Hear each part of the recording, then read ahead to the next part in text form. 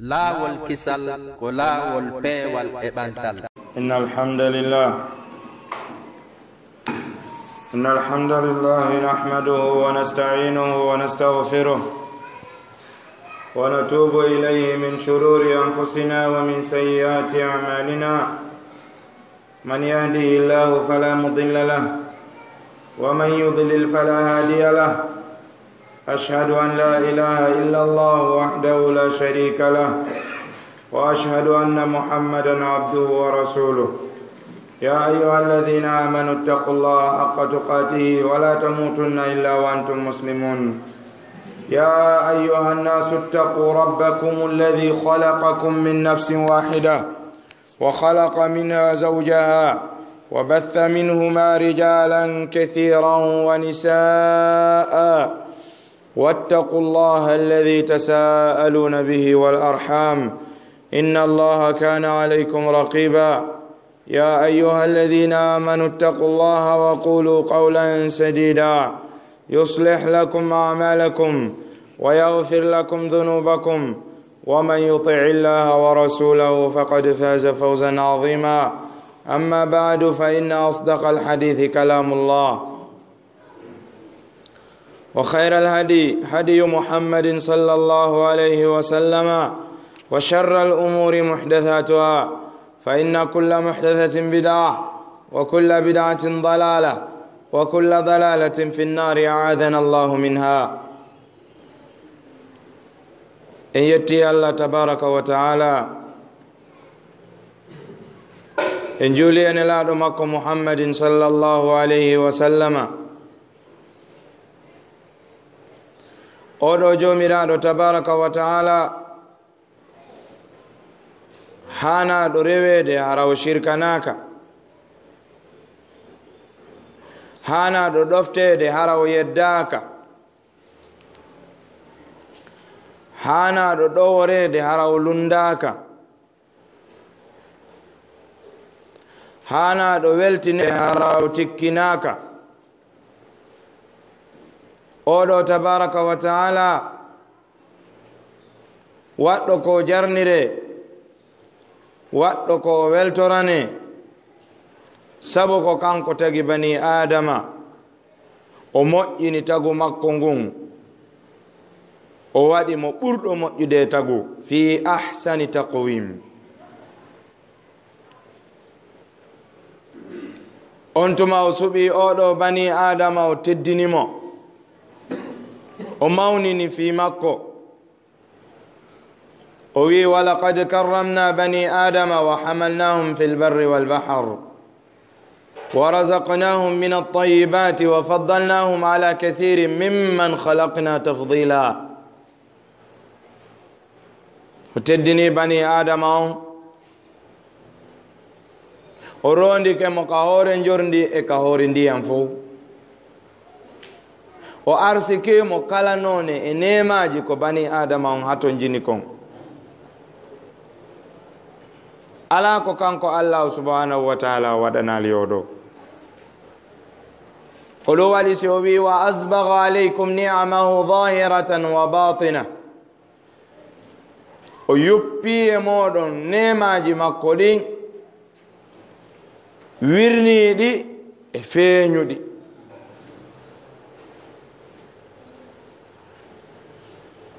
o yamiri en koyo en jarnumo, koyo en weltanomo. o wi wa ista'adhana rabbukum la in shakartum la azidannakum wa la in kafartum inna adhabi la shadid. janto tuma nde joomi ma ewnino si tawi on jarnimo o ɓeydanayi on, kono si on yeddimo yon andu lette makko ɗen no muusi. oɗo allahjo mo tawata ko kanko tagi, ko kanko wurni, ko kanko arsiki, o waɗi so wi agna wa aqna, kanko alɗini, kanko wasini, ko kanko ɓantata fi yonti, kanko jippinta fi goɗɗo. tu'til mulka man tasha wa tanzi'ul mulka man tasha wa tu'izzu man tasha wa tudhillu man tasha biyadika alkhairu innaka ala kulli shay'in qadir. Kanko lamminta ko kanko follata odo Allah jo mutabaraka odo wondo tabaraka wa ta'ala o mawnudo towdo tagudo bani adama on kandertege yumma makko newnani mo hewtugol ka leydi do tawanaha jama on faabo naha be wallindira wadi so wi fal yanzuril insanu mimma khuliq yo neddanke on yilti darde makko den yo yejjiti seeda on daara koye honɗugo taga koye immorde toɓɓere maniyu nde tawata si nde memi conci makko ɗin o laɓɓinay conci ɗin si memi juuɗe ɗen o laɓɓinay juuɗɗen si yalti e makko koma o lotoyo longal koye ɗum ɗo woni ko taga. falyanzur linsanu mimma khuliqa min ma'in dafiq yakhruju min bayni as-sulbi wat-tara'ib. ɓayo tagimo o gayni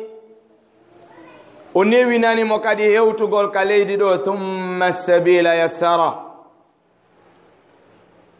ko newinanimo laawol ngol fino arda ka leydi ɗo hani laaɗo alayhi salatu wassalam no sifo ko onno neɗɗanke on tagira ka nder reedu yumma makko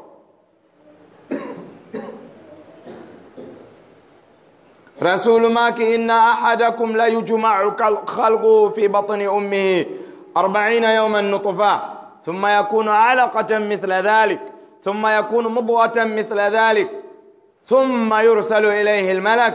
فيؤمر ب4 كلمات بكتب رزقه وعجله وعمله وشقي أو سعيد. goto kala e mon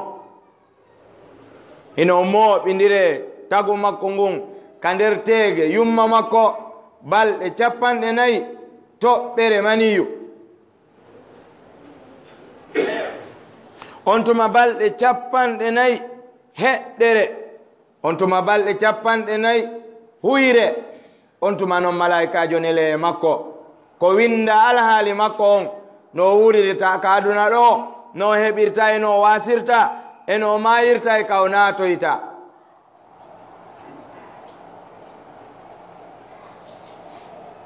oɗo allahjo tabaraka wa taala oɗo harna jarnede oɗo hana weltanede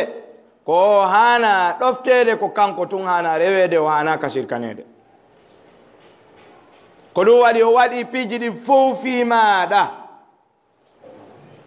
o suɓima an fiya rewmo ko ɗum waɗi si o ƴetti hoolare nden o wallini nde hoore maɗa o wi inna aradna al amanata ala samawati wal ardi wal jibali fa abayna an yahmilnaha wa ashfaqna minha wa hamalaha al insanu innahu kana zaluman jahula. min ƴettuno hoolare nden min weeɓitani asamanuji ɗin ɗi gantini min weeɓitani leyɗele ɗen ɗe gantini min weeɓitani pelle ɗen ɗe gantini neɗɗanke wi kañum ƴettay kanko ronditoto o rewa e Allah gooto hara o kafi daali e makko o shirkanalimo. Allahu tabaraka wa taala ɓay o tagi baba men adama o yaltino en fof o wallini yeeso makko o landi landal gootal alastu bi rabbikum ene mi laataki komi woni joomi mon en fof ewnoduɗen nde wootere qalu bala ɓe wi o woye Allah ko antu woni jon amen antun hana rewede ko antu woni reweteɗo a handaka e kafinanede a handaka e shirkanede a hiɓɓidirtake e hay hunde.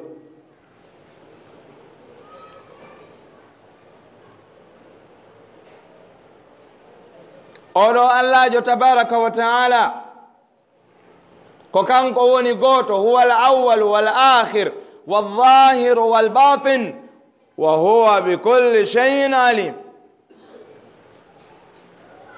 kanko woni arano kanko woni sakkitiɗo kanko woni feeñuɗo kanko woni wirniɗo kanko joma tabaraka wa taala hay hunde rewata yeeso makko ɗon feƴƴara wanda fi ɗum. oɗo jomiraɗo tabaraka wa taala ko o hanɗa rewde ara shirkanali mo a kafidali mo yay fuy kala ko ardi e makko kanko tabaraka wa taala ƴetta ko ardi e nelaɗo makko muhammadin sallallahu alayhi wa sallam ƴetta kala ko wopodiri e ɗum ɗo pottitoɗa ɗum ɗon saabu andi ɗum nafatama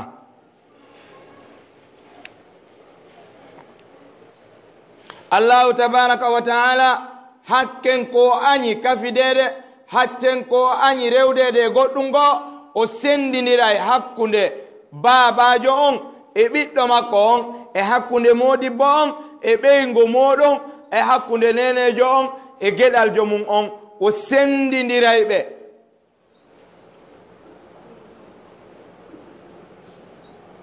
sabo wi wotaw shirkaneye luqman alhakim seydna luqman ko ɗum o wasino ɓiɗɗo makko on o wi wotaw kafidu e allah ye ya bunayya la tushrik billah inna shirka la zulmun azim ko an yo geɗal jo an wota kafidu e allah ye sabu kafidugol e allah ngol ɗum ko toñe mawnuɗe ko waɗi noon kanko jooma ko kanko woni ko wurnuma kanko woni ko warete kanko woni kadi ko imminte ɓaawo nde mayɗa o immintine huwa alladi ahyakum thumma yumitukum thumma yuhyikum thumma ilayhi turja'un kanko wurni on kanko warata on kanko immintinto en kadi ka darngal kaka makko kadi woni moɓorde wa ilayhi nushur kaka makko kanko si ummutangal waɗi kaka makko moɓoyte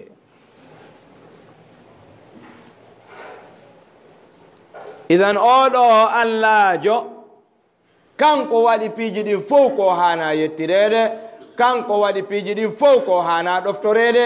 kanko waɗi piiji ɗin fof ko tawi kon o hana ka hiɓɓidirirede e goɗɗum go'o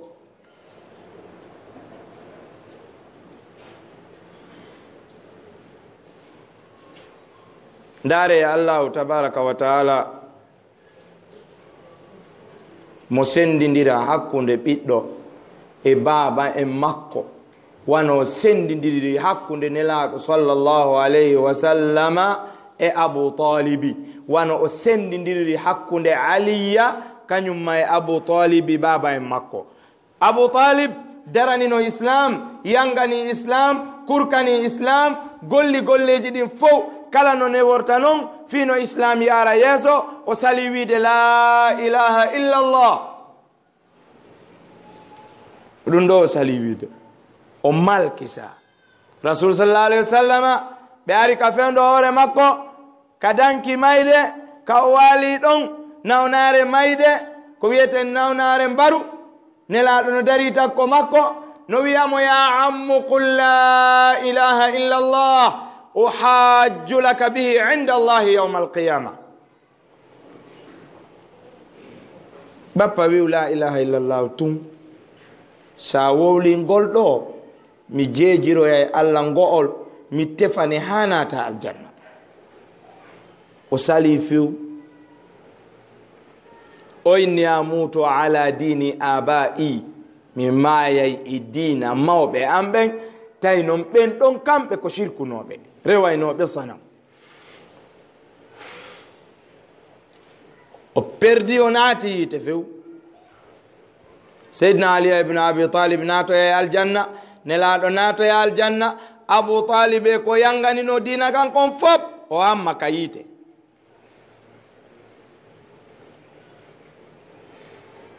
ndaari allahu tabaraka wa taala no sendidiri hakkunde aaden e ɓiɗɗo muɗum sabu angal ɗoftare sabu angal yankinare sabu angal cippitare sabu angal jaɓugol gonga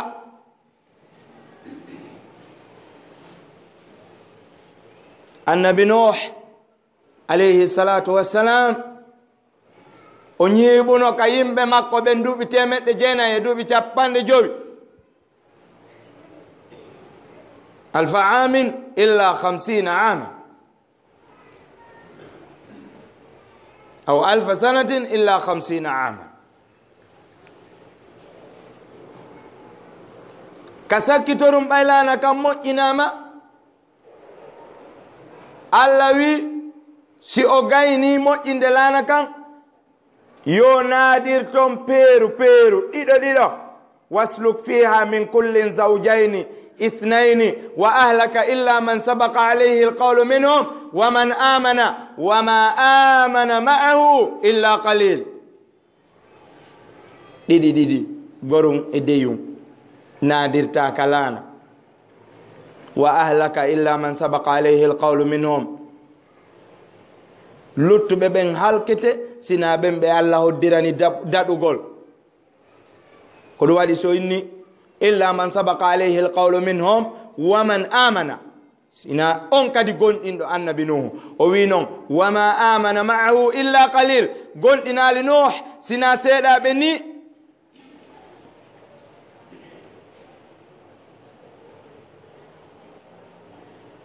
on tuma o inni pay kum makko kum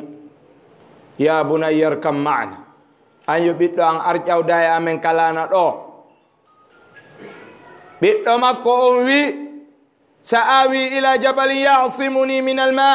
mi ƴawoyay e fello ngono dandanmi lette ndiyan ɗan. annabi nuhu maaki la asima alyawma min amrillah illa man la asima alyawma min amrillahi illa man rahim. goto daɗata hande e kodduruye Allah on si wona on mo o yurma. kono Allah no andi yurmede wonde hakkunde ɓiɗɗo on e baba en moɗon.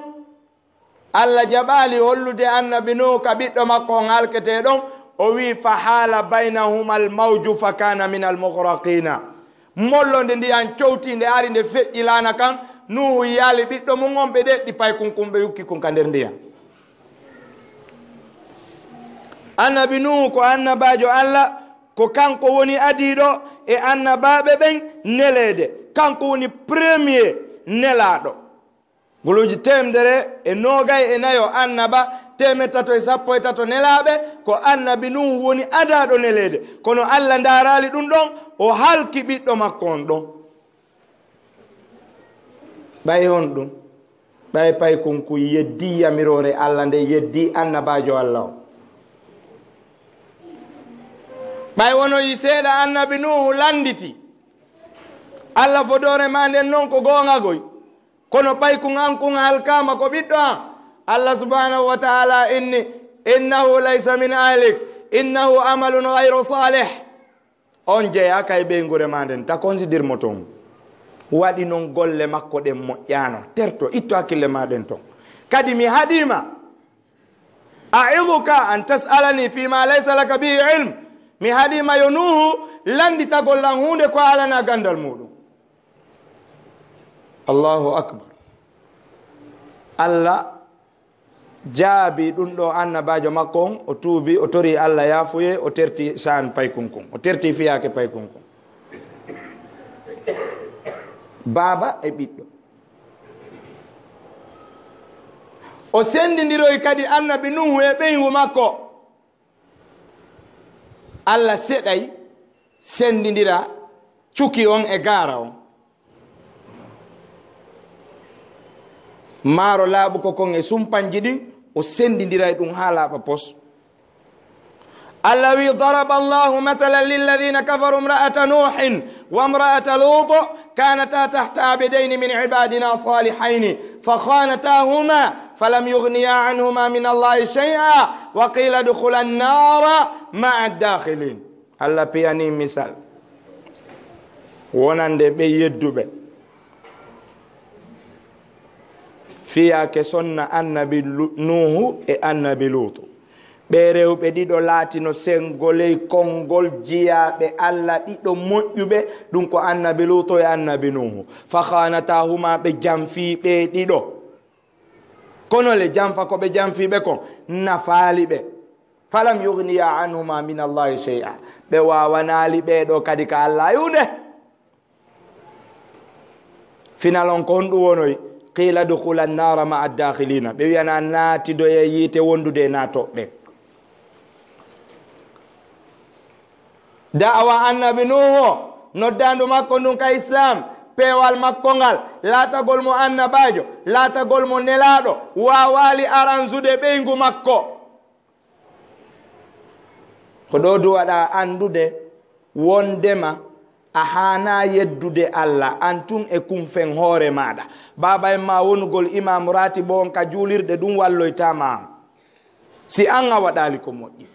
baba en ma jangay qur'ana ñande wo ñande wiitayde tafsirayde janna yimɓe yamiray ko moƴƴi haɗay ko boni waɗay dawa ila llahi al amre bil ma'ruf wannahyi anil munkar. an a jottoɗa a fimay tankoro a yaray beere a yuppay tuuba a waɗay zina a fijay kanda a fijay dam a waɗay pijiɗin fof a horata sumaye a jullata wakutuji ɗin jowi mantoɗa wondema ko baba en an woni ciifi mamo ma ɗum emamo hoorejo on ka juulirde kaarire. min probléme ala to min miɗo andi lawol daɓɓol kam mi daɗira haray no ɓeygure annabi nuhu nden daɗayno.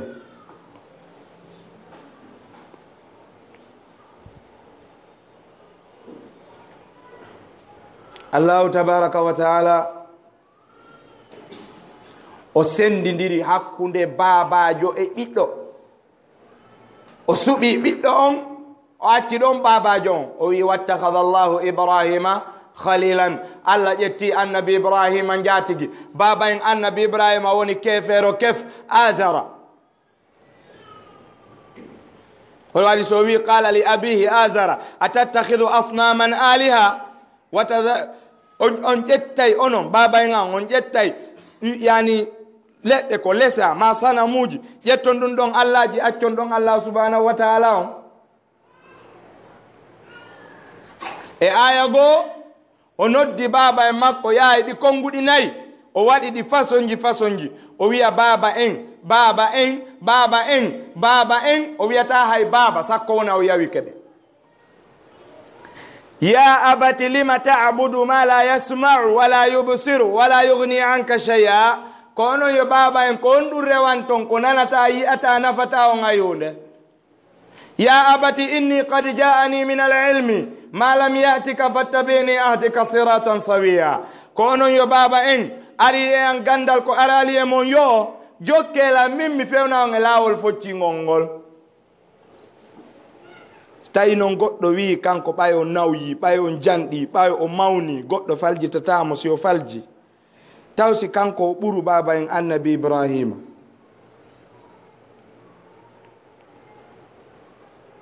mawnintinare ala ko nafi. sa falji a falji sa ala e foccingol ngol accuɓe fewne a ɓura baba en ibrahima hay fus. gueɗal ɓe maɓen fof ala wonɗo annabajo ala hay sahabajo. oɗa kañum jibini annabi ibrahima allah ƴetti annabi ibrahima jatigi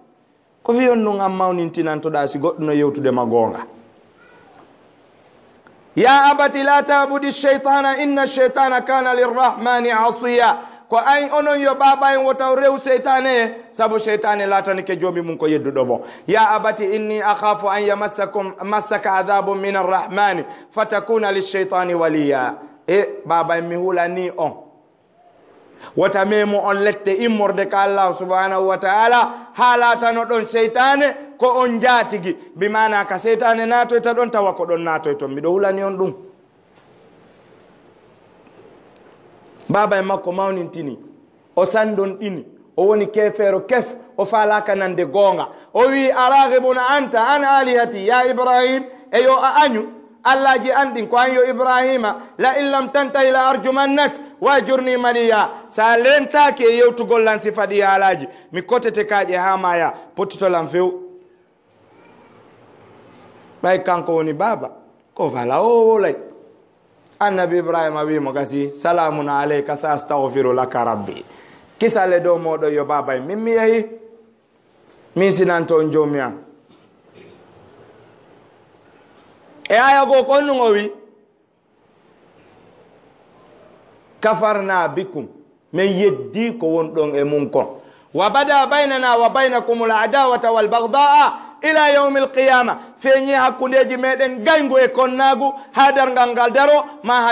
accito rewgol ɗiɗo saramuji ɗi wonɗon e rewde. ley ton ka Allah wino ɗon annabi Ibrahima wi wondema o yinsinanto ben makko o wi wa ma kana istighfaru ibrahima li abihi illa an maw'idati wa'da iyyahu falamma tabayyana lahu annahu aduwwun lillah tabarra'a minhu. annabi Ibrahima foduno baba e mum yinsinantomo kono ɓay laaɓanimo wondema ben makko ko gaño Allah o pottiti e makko doy. Allah wi tabarra'a minhu ko fi on ɗum noon ko hay gooto waawoytama dandude yeeso Allahu tabaraka wa taala ñande darngal. hay gooto hay e gooto na kawma na bappa ma na yaye ma na yumma ma na ben ma na hay gooto na gorol mangol wona ɓeygu maɗa wona moodi maɗa na ɓiɗɗo ma hay gooto wawatama dandude yeeso Allahu tabaraka wa taala yawmal qiyama. personne.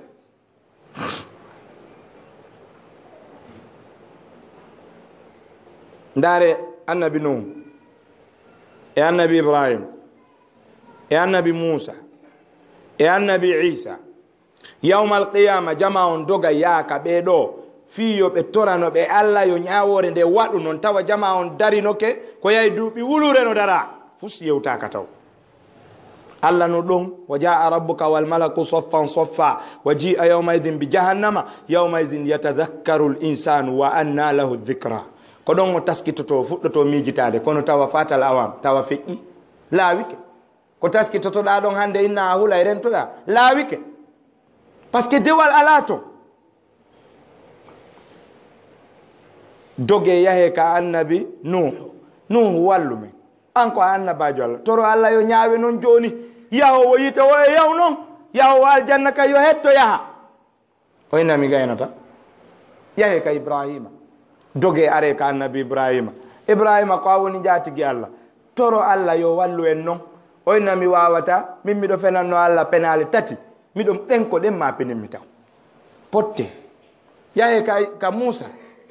ɓe ara ka Musa annabi Musa maka he min no wodi ko ma peninmi taw min lan warno goɗɗo taw ko Allah yamirali lan ka Allah wino ɗon fastaghathahu alladhi min shi'atihi ala alladhi min aduwihi fa wakazahu Musa fa qada alayhi ngo warnomo ɗon Misra Égypte wona he min ko ɗum ɗon taw annimi min wonki goɗɗo tawno ka dande am ha mi anda konto Allah classe min en wata yodde joni feƴƴe yon ka Isa taw gasa on ɗon walla yo aren ka annabi Isa lando ɗen wona he min no wodi ko ma peninmi taw jama on no rewinmi taw ɓawan ko ɗum ɗo yewtaka habbe taw yahe ka Muhammad ko on ɗon gaynata ɗo mi andude ko on ɗon Allah ñawatan min mi wata tefande on few yahe to nde ɗen aroya ka nelaɗo alayhi salatu wassalam ɓe maka ana laha ko min jeyi ɗum ɗo ko min handi e muɗum min mi tefanayo kono ɗo ko tefore nden kon ɗum nayi a natoy aljanna goy tefore nden ɗo taw ko yo ñawore nden fuɗɗo sendidire noon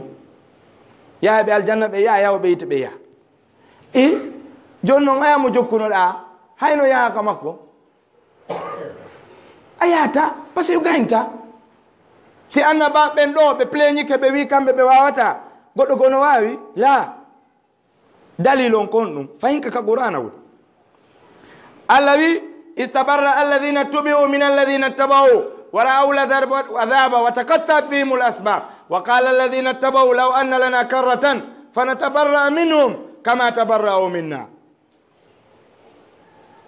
ñande yawmal qiyama jokko ɓe jokkanoɓe fof ɓe yiiday ɓe daarindirani gite jokkanoɓe dogata pottito jokkunoɓe inna konde sa ɓe dogata ɓe pottito ko tumande ɓe yi lette ɗen ɓe wiya awa menen kay harano wodanno men feere e newende no men yiltitora ka aduna men waɗayno ko moƴƴi men arta ɗo menen kadi men pottito on kono wa anna lahum dhalik ruttitagol ka aduna no woodi la geseta Allah wi wa taqatta'at bihim al asbab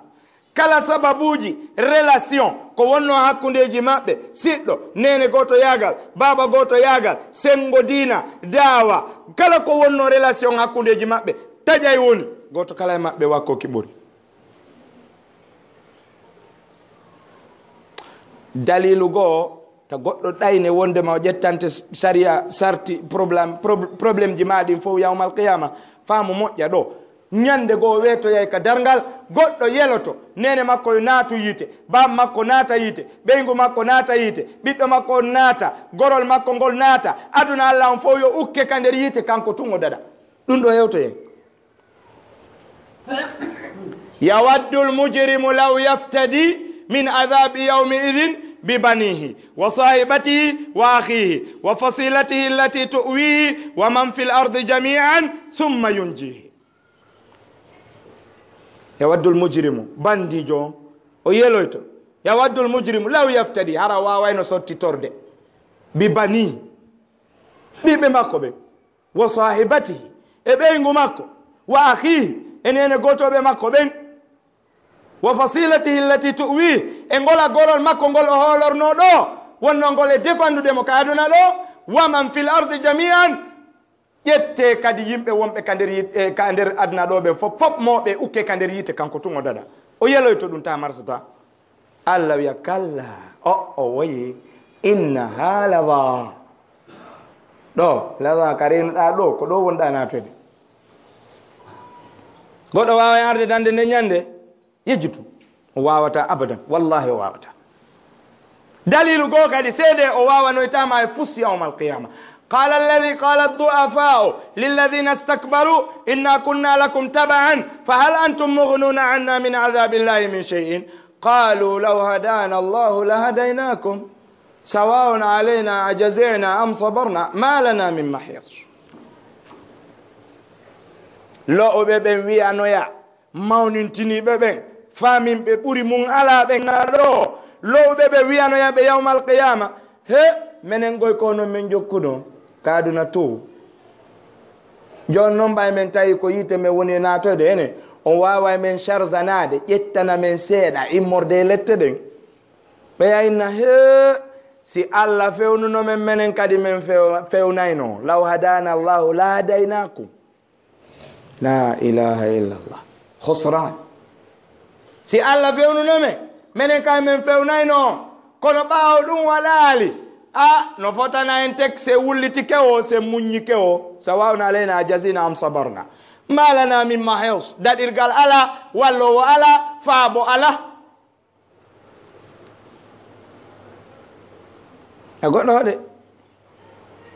goddo hode rew Allah tabaraka taala o jomira tabaraka taala addudo makadna do wada ma pijidi fu ta seytane nodde kadi notoɗa sabu an e seytane kadi yawmal qiyama o yeddoyeygo yo inna kanko na kanko yetimata rew Allah o yedday fees o waɗa e hutuba goto pet ndeno cikkoye ka nder yiite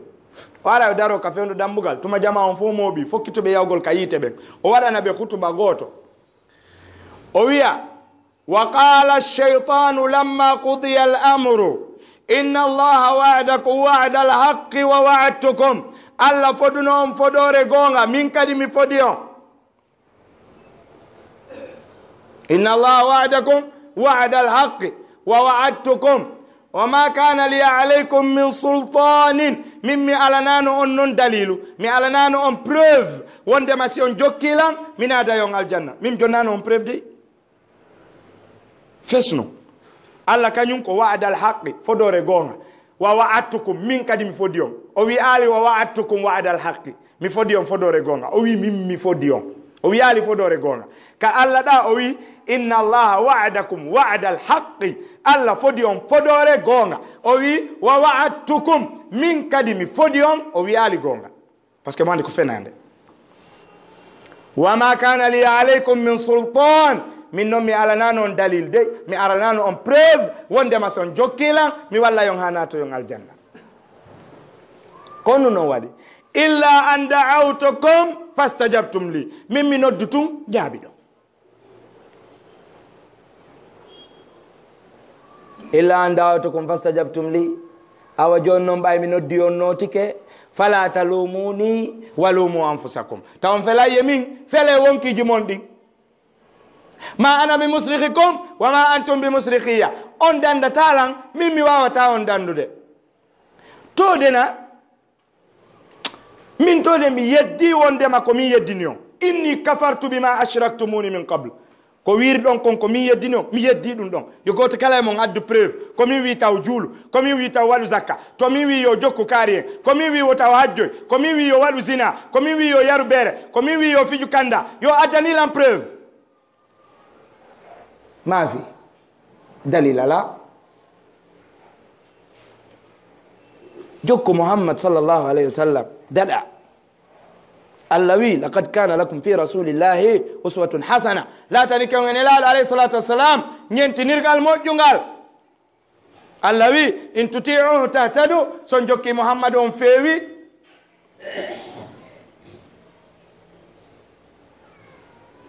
so lundike monon kadi on majji ko woni contraire on idan Allah jomiraɗo on tabaraka wa taala kanko jogi lette kanko jogi nema kanko jogi yite kanko mari aljanna yettumo jarnamo ɗoftoɗamo yankinanoɗamo ɗoworamo waɗa yamirore rentoɗa e haɗore fiya daɗu yawma alqiyama sa lundi kenelaɗo sallallahu alayhi wa sallama a sonjoto ka aduna ɗo sonjoyoɗa lakara Allah tabaraka wa taala wi fala wa rabbik Allah wondiri kanko tigiri mi wondiri jomi maɗa la yu'minuna be gondinangal timma hatta yuhakkimuka fima shajara bainahum ha si tawi misunderstanding lutodiral yeddodiral waɗi hakkundeji maɓɓe ɓe waɗe anñawowo on hatta yuhakkimuka fima shajara bainahum ثم لا يجدوا في أنفسهم حرجا مما قضيت أنتم هرسي أنياوي توا بهبتا متند بهبتا بتند كندر برند ما بإمورد أنكو نياو داكم ويسلموا تسليما بجبلو حتى نرد جبلا غول بيبي أبايتون كونيلا دوي من جبي كونو ما شاء الله هفرا بن هنكي مكة المكرمة hibe teddinno nelaado sallallahu alayhi wa sallama buri yoga e julbe ben hande kon woni preuve adi nelaado sallallahu alayhi wa sallama nelede hefera ben addayno piiji mabbe dimbe halfina nelaado be wi'a anta muhammadul amin ko woni muhammadu wala don jayyid nelaado nela o wiibe qulu la ilaha illa allah tuflihu wi la ilaha illa allah malama bewi men nani kono men jabata aja'ala al-alihata ilahan wahida illa hadha inna hadha la shay'un ujab o wadu allah jidin fo wallaru woturu e padun no hawni menen men jabata dun do kono be arta nano utiji mabbe di be accudi don be lettimo kadi be sonjidi mo sahaba makko be ha ko ferata yawgol madinatul munawwar bay o jetti abubakri ko ali ibn abi talib o accuno ka chambre makko o wi walo do di utiji do ko ni di walori o do alfini midun do ko do alfini midun do ko do alfini midun do sibe artani jonnitube be ucci be yey madina hayno be jatta ko bay be holi nelaado ko la ilaha illa allah on woni be jabali dimundum bawo be aribe darni suudu kaaba ndum hibe fala wattude hajarul aswad on hayre balere ndeg gori din nayi di yeddondirno ha be ebbi wartindirde be fof kombo e mabbe wattata hayre ndeg parce que wattudo e mabbe hayre de wara kanko mari burangal be discuter ha be fala warindirde be inni joni jon haqqillaaji din e mabbe wi acce tay piru few jodo den en fo foppu jodi be wi joni ko watte bembo ngode yani munyode ayni ten ka dambude do julirde den kala adi do natude do nodde mo weeyo nyaawane si o nyaawani en ko nyaawi wo doftoren dun don jetten en fop meden certain do hara koy do nyaawore makko nen en fotti e dum be wi en fotti be jodi be habbi be haldita goto mem hayre nde be fo be jodo be habbo Allah jomira don podo ine laado alayhi salatu wassalam naadi mo ka julirde ɓe hayni mo ara ɓenni hada muhammadul amin ko muhammadu hoolaɗo on ni yo ar o ñawana en kala ko ñaawi ɗon ko sam'an wa ta'a ko ñaawi ɗo wo ko en ɗoftike en jaɓi o ari mo waɗi tiggare makko nden ma wanare on tuma ɓe sifanimo probléme o ɓenni ko ɗum ɗo dow mapini men o inni a gasi yabbela o yetti wanare makko nden o weƴƴiti ka leydi o ƴetti hayre nden o wallinde ka tumbere wanare o wi gorol gotol be e moɗon yo ittu aaden goto mo ɓe yarli gorol be ndaari suɓi mo ɓe ɓuri hoolade on ɓe inni men itti o ɗo ɓe itti ɓe hawri ɓe nayo nelaɗo maki goto kala e jogo soɓɓundu tiggare nden goto kala ƴetti soɓɓundu wanare nden ɓe inni pooɗe tow noon ɓe pooɗi ɓe towni ha fewndi ka hayre nden natata ɗon nelaɗo ƴettiri hayre nden sokeje maɓɓe barkinaɗe ɗen ɓe watti hayre nden kande wonno ɗon woni ɓeeɗa fof goto kala heeɓi baraji ɗin kamɓe heferaɓe wonnoɓe ɗon ɓen Allah andintinali ɓe waɗugol ɗum ɗon kamɓe ɓe ɗofti ɓeɗole ko heferaɓe ka sirkoɓe pourquoi an ko a julɗo wiwɗo la ilaha illallah a shirkanta Allah kono yiɗa lundade nelaɗo alayhi salatu wassalam yo Allah yurmen hada wa sallallahu wa sallama wa baraka ala muhammadin wa alihi wa sahbihi wa sallama tasliman kathira walhamdulillahi rabbil alamin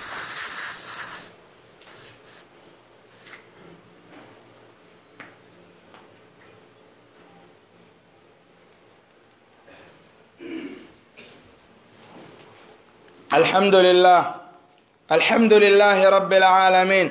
والعاقبة للمتقين ولا عدوان إلا على الظالمين أشهد أن لا إله إلا الله وحده لا شريك له وأشهد أن محمدا عبده ورسوله بلغ الرسالة وأدى الأمانة ونصح الأمة وكشف الغمة وجاهد في الله حق جهاده حتى أتاه اليقين اللهم صل وسلم وبارك على هذا النبي الكريم وعلى أهل بيته الطيبين الطاهرين وأصحابه الغر الميامين ومن اقتفى أثرهم واهتدى بهديهم إلى يوم الدين أما بعد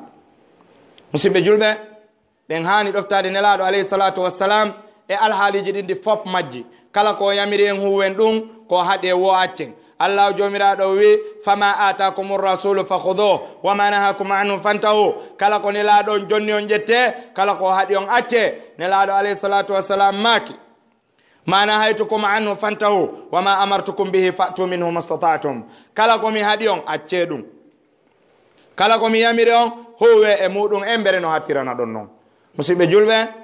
hiɗen hani ɗoftade rasul alayhi salatu wassalam e alhaaliji ɗin ɗi fop majji ka nder dina en hana lundade nelaɗo sallllahu alayhi wa sallama nelaɗo sallallahu alayhi wa sallama maki la yuminu ahadukum hatta yakuna hawahu tabi'an lima ji'tu be hay goto e moɗon in imanu mum on timmata ha tumanti tawi belamma wonki makko kin hino hawrodiri ko min mi addi ko koɗo allah jomiraɗo on laɓɓini o laɓɓinimo pos e alhaaliji ɗin fof o laɓɓinimo ka kolongaje makko bimana ka gite makko o laɓɓinimo ka wooleji makko bimana ka noppi makko o laɓɓinimo ka fondo makko o laɓɓinimo ka teege makko o laɓɓinimo ka farju makko o laɓɓinimo e jikku makko ngo fof o wi gite ɗen ma zaga albasaru wama taga ɓay o yehi kasamanuji dowga o yiwno toon kawese piiji hawniɗi allah wi laqad ra'a min ayati rabbihi lkubra o yii alamandeji joomi makko mawnuɗi kono e hoore ɗum ɗon ma zaga albasaru wama taga gite ɗen leppaki ɗe ndaari ko ɗe hollaka kon yer ko ɗe holla kon ɗe ndaarali ɗe luggini ɗe ndaarali ɗe tenjini min e ma sen natoyi e salon goɗɗo ko andirten en daari ko tuma fuɗɗiɗe landade kumpiwun ɗo ko jelu soɗɗa kun ɗo konto soɗɗa kun ɗo ko jelu soɗa eppa kun ɗo no laba koye salon noon natude nelaɗo yehi fawka sabi samawat gite maɓɓe ɗen oñaki ɗe daari ko ɗe hollaka ɓernde nden kadi ko yi konde fennali allah wi wama kadabal fu'adu ma ra'a allah jomiraɗo laɓɓinimo ka karaho makko yani hunduko kon allah wi wama yantiqu anil hawa in huwa illa wahyun yuha o wolata si wona ko wahina wolta haala mbeleɗe ni tum allah laɓɓinimo ka gandal makko wondema ko seydina jibril alayhi salatu wassalam woni ko jannimo ha o faami qur'an allamahu shadidul quwa dhu mirratin fastawa allah jomiraɗo laɓɓinimo laɓɓini mo ha laɓɓini ɓe ngure makko nden nenene Aisha toñano wonde man waɗi zina Allah jomiraɗon ko suratul nuri jippini kangol fuɗɗi ha ngol hatti laɓɓingol nene Aisha hollugol wonde makko wowla ko e makko ko fenande wolunoɓen fof goto kala bambi loyru 80 ka ɓawo mum sabu ko ɓe woli kon tayna gonga Allah jomiraɗon laɓɓinimo ha laɓɓinimo e jikkuji makko ɗin Allah subhanahu wa ta'ala inni wa innaka la ala khuluqin azim eppa woni e jikku mawnuɗo Allah jomiraɗo laɓɓinimo ha laɓɓinimo e dhunubaji makko ɗin fop inna fatahna laka fatan mubina liyaghfira laka Allahu ma taqaddama min dhanbik wa ma ta'akhkhar wa yutimma ni'matahu alayka wa yahdiyaka siratan mustaqima Allah laɓɓinimo ha towni inde makko nden hiɓɓidiri e inde mum nden o wi wa rafa'na laka dhikrak tuma wiwɗa la ilaha illa Allah hay sa eɓɓi daragol ɗon nan ɗon kañum o sonditoto wiya muhammadur rasulullah ko ɗo Allah jomiraɗo wi en jokku Allah wiyali en jokku arabu par ce que mo andina arabu ɓen fo jaɓayno gonga on sina ɗum Abu Talib en ɓe jaɓayno gonga Umayyata bun Khalaf en ɓe wontano keferaɓe ɓeɗo ko siɓɓe nelaɗo Qurayshiyankoɓe Makka jibinaɓe nder Makka janɗi ɗon mawni ɗon andi ɗon alaliji mum ɗin fof nelaɗo ko yeeso maɓɓe jibina ɓe keferɗini ɓe yeddi nelaɗo sallallahu alaihi wasallam ɓe naati yiite Bilal ibn Rabah o iwi Éthiopie Afrique ɗo o yahi o natoyi islam o naatida e nelaɗo alayhi salatu wassalam aljanna Suhaybu Rumi o iwi Rum o ari o naati l'islam o naati doya e nelaɗo alayhi salatu wassalam aljanna kono non an yeddanta ɗofto nelaɗo alayhi salatu wassalam tasir kan Allahu tabaraka wa taala few hay annabi Yusufa ko ɗum o wino o wimo jokki ko babiraɓe makko ɓen waɗi kon kono ko fiyonnu ko ɓayɓe sirkantano Allah subhanahu wa ta'ala o inni wattaba'tu millata aba'i Ibrahima wa Ishaqa wa Yaqub ma kana lana an nushrika billahi min shay'in dhalika min fadlillahi alayna wa ala an-nasi walakinna akthara an-nasi la yashkurun ko fiyonnu o jokkani ɓe ko ɓayɓe sirkantano Allah si wona ɗum mama soro makko annabi Ibrahima on jokkano kañum ɓen muɗum ko ɗon taskitotoɗa annabi Ibrahima kañum lundino ɓen mum annabi Yunusa kañum jokki Yusufa kanko o jokki babiraɓe makko ɓen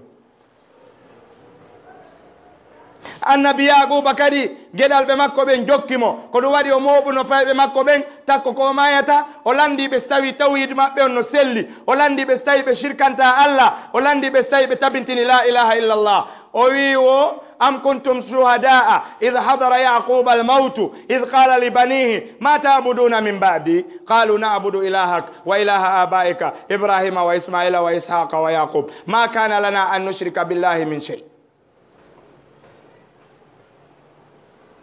ɓeɗo ɓe inni ko ɓeɗo ɓe jokkata par ce que ɓe shirkanta Allah tabaraka wa ta'ala an kadi wota yeddo Allah hulu Allah jomiraɗo jarnamo weltanoɗamo ɗoftoɗa nelaɗo makko sallallahu alaihi wasallam fiya malo yawmal qiyamah هذا وصلى الله وسلم وبارك على محمد وآله وصحبه وسلم تسليما كثيرا ربنا آتنا في الدنيا حسنة وفي الآخرة حسنة وقنا عذاب النار ربنا لا تزغ قلوبنا بعد إذ هديتنا وهب لنا من لدنك رحمة إنك أنت الوهاب اللهم أرنا الحق حقا وارزقنا اتباعه اللهم أرنا الباطل باطلا وارزقنا اجتنابه اللهم آمنا في أوطاننا وأصلح أئمتنا ولاة أمورنا اللهم أعز الإسلام والمسلمين وأذل الشرك والمشركين ودمر أعداء الدين وأهلك من كان في هلاكه راحة للمسلمين اللهم صل على محمد وعلى ال محمد كما صليت على ابراهيم وعلى ال ابراهيم وبارك على محمد وعلى ال محمد كما باركت على ابراهيم وعلى ال ابراهيم في العالمين انك حميد مجيد صلى الله وسلم وبارك على محمد واله وصحبه وسلم تسليما كثيرا والحمد لله رب العالمين قوموا الى صلاتكم يرحمكم الله لا والكسل